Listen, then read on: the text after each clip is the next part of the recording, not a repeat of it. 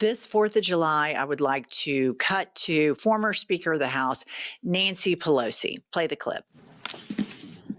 There's no point in saying good morning because it certainly is not one.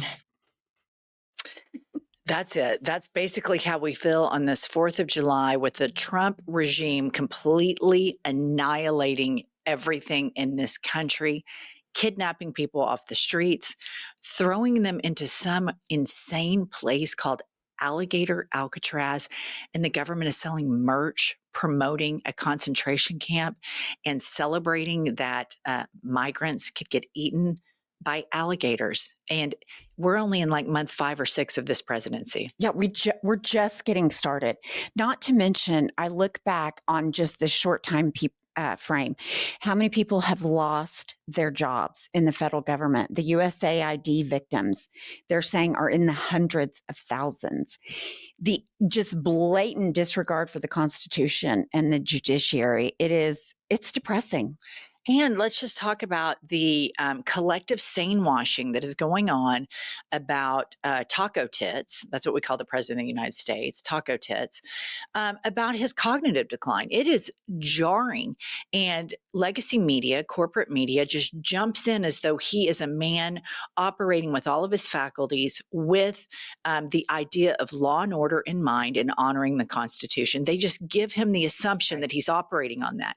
And he simply is not. So to kind of find out why we're here and how we got here on this 4th of July, we are going to show you guys our greatest hits of MAGA posting, conservative self-owns, because sometimes you got to take a break from the news and giggle and kind of get into the psychology of who are these 77 million people that voted for a convicted felon dipshit named Taco Tits.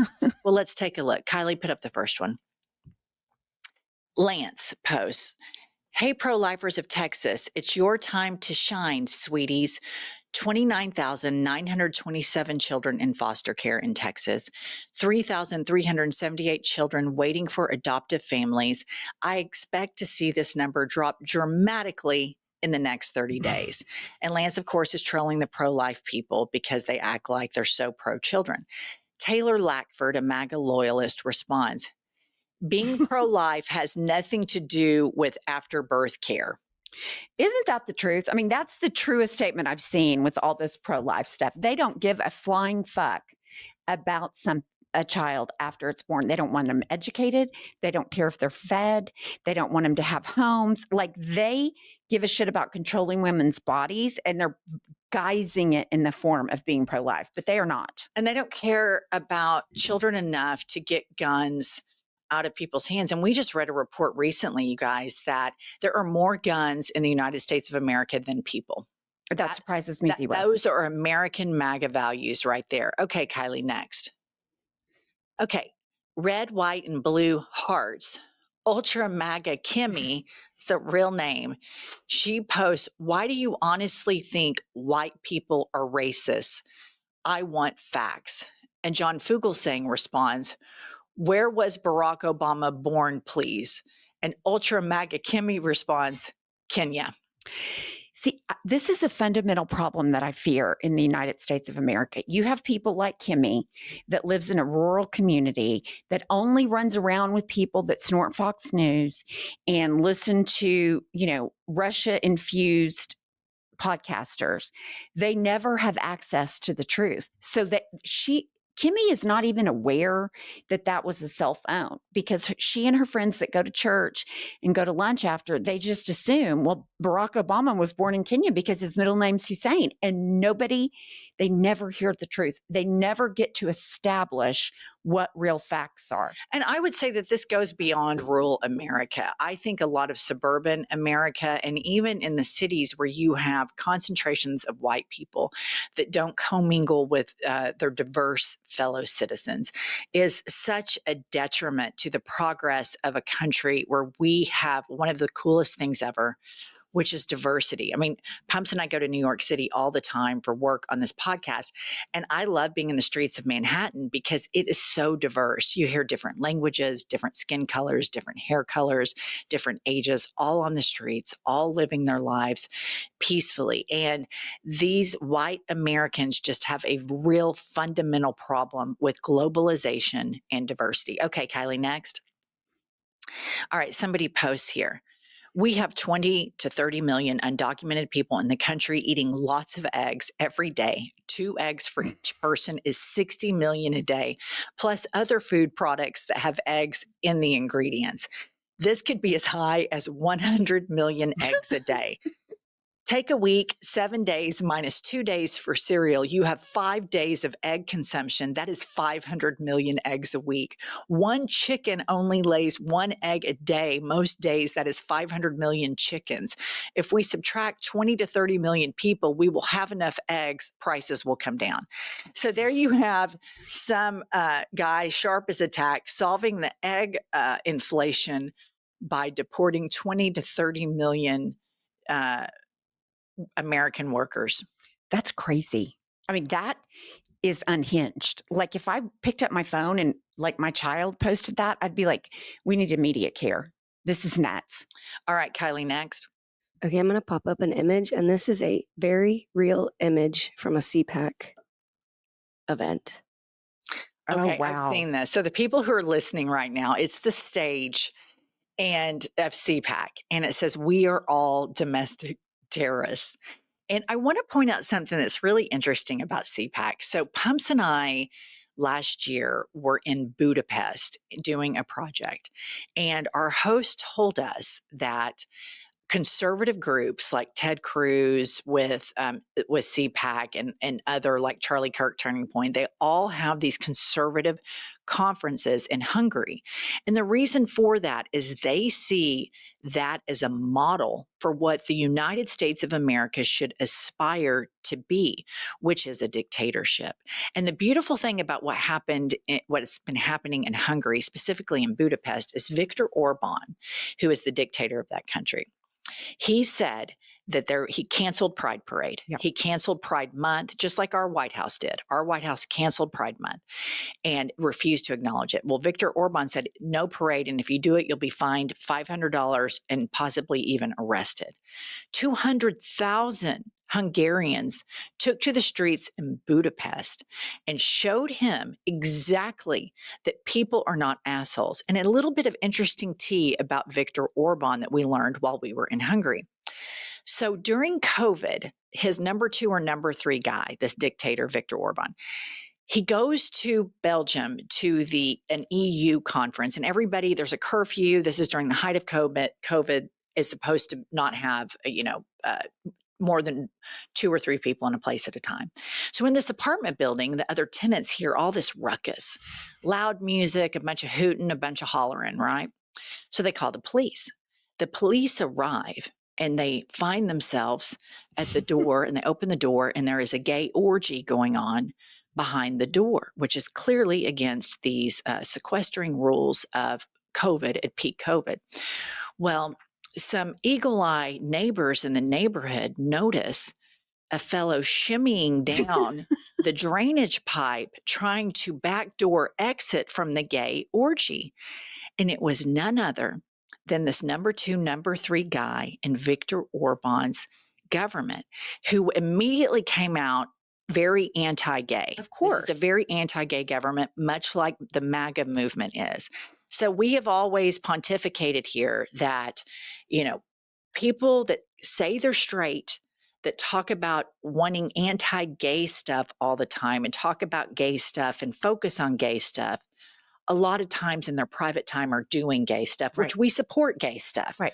I support it. I just don't support homophobes being fucking hypocrites doing gay stuff and then trying to shame and criminalize the brave members of the LGBTQIA plus community that said, fuck you, I'm not going to let you and your crazy prude religion define me. I'm going to come out and live my life with pride. Well, it's jealousy, plain and simple. I think they cannot, because of their religion and fucked up indoctrination, they can't be who they want to be.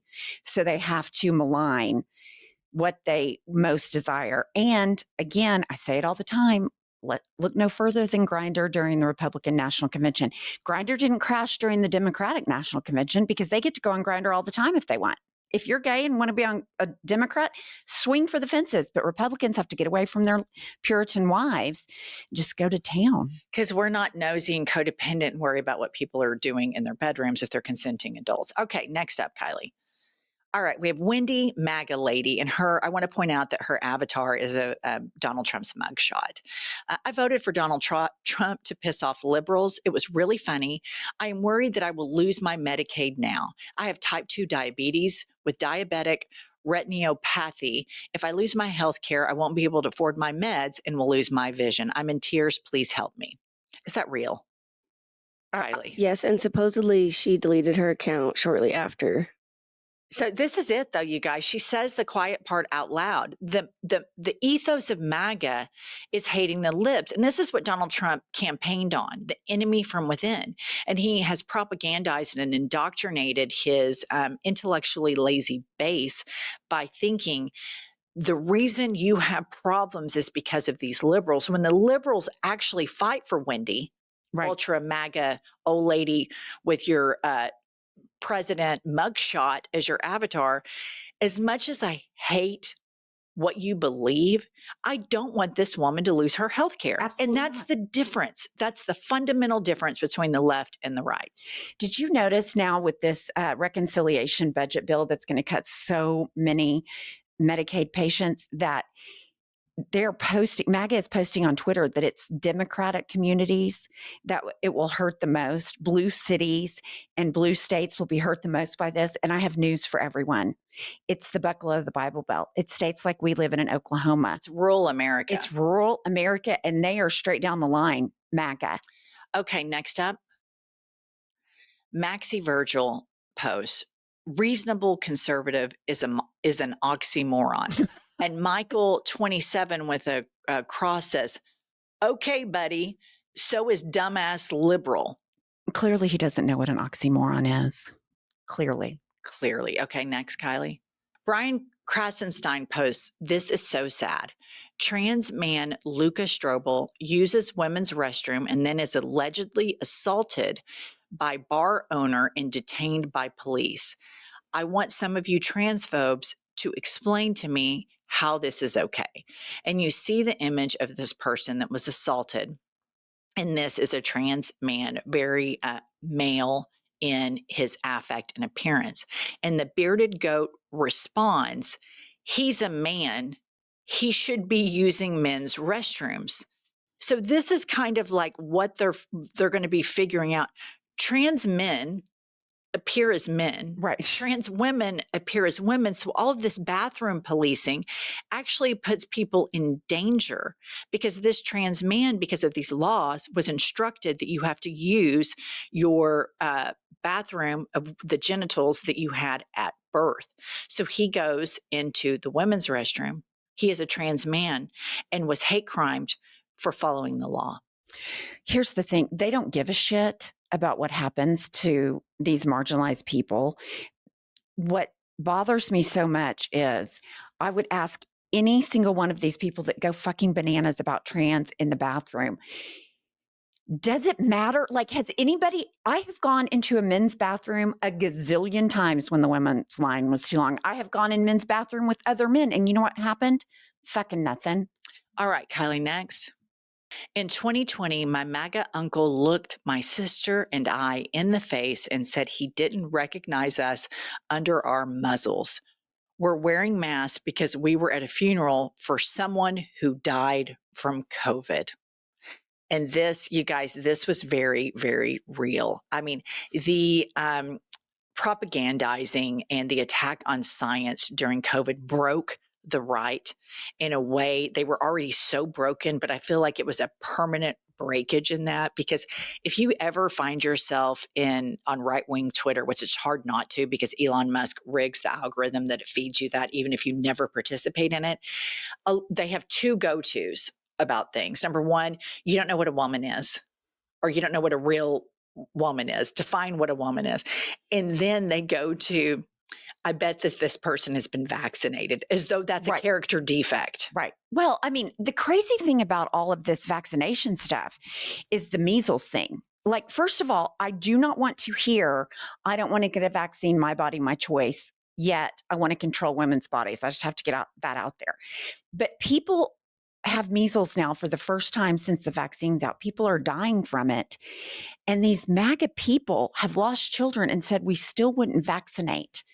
It's a cult. We're dealing with a cult, and you can see that this cult is operating with impunity, and they have an entire administration in the executive branch, which is lifting up and highlighting the insanity and the stupidity and the ignorance of these people, and they are emboldened.